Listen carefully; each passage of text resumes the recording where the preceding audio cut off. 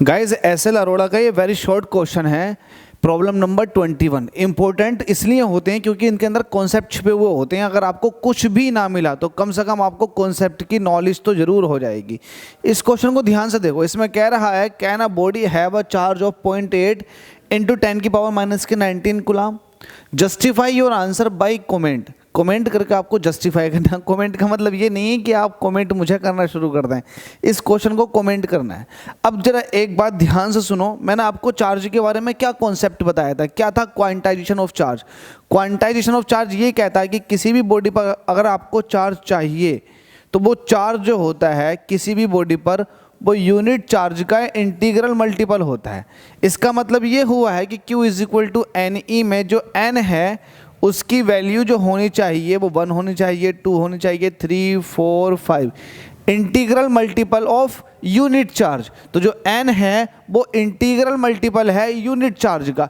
इसका मतलब अगर आपको किसी बॉडी के ऊपर चार्ज देखना तो आपको ये देखना है सिर्फ कि कितने इलेक्ट्रॉन निकले हैं या कितने इलेक्ट्रॉन इसके पास आए हैं। तो वो जो नंबर है वो नंबर तो पूरा पूरा होगा, 1, 2, 3 या 1000, 2000। बस इस बात को आपको ध्यान देना है। तो अब मुझे एक बात बताओ, ये लिखा हुआ 0.8 इंटू 10⁻⁻19 कूलम चार्ज। तो हम इस चीज़ को चेक करने के लिए हम ये देखेंगे कि यहाँ पर n की वैल्यू क्या 1, 2, 3, 4, 5, 6 इंटीग्रल वैल्यू आ रही है। अगर इंटीग्रल वैल्यू आ रही है तो ये चार्ज एग्जिस्ट करेगा, अदरवाइज नहीं। तो चेक कर लेते हैं। यहाँ पर लिखते हैं आंसर। आप ये लिखेंगे for existence of charge it should be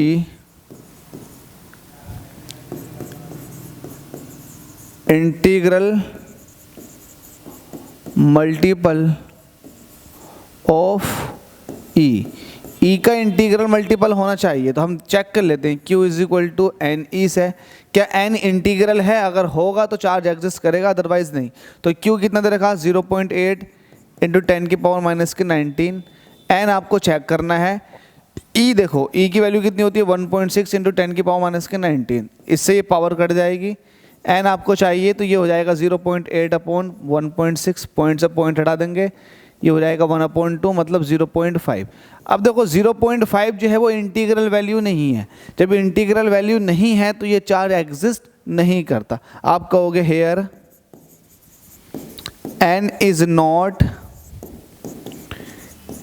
integral so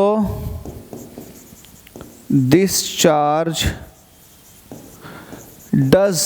doesn't exist. तो ये चार्ज एग्जिस्ट नहीं करता। अगर एग्जिस्ट करता तो n की वैल्यू पूरी पूरी आती, 1, 2, 3, 4, 5, 6। तो ये ध्यान लगाना है, आपको खुद सोचना है कि ये इलेक्ट्रॉन का चार्ज जो है उससे पूरा पूरा डिवाइड हो जाता है। अगर पूरा पूरा डिवाइड हो गया तो चार्ज एग्जिस्ट करेगा, अदरवाइज नहीं। Thank you so much. चलिए नेक्स्ट प्रॉब्लम में आपको मिलते हैं।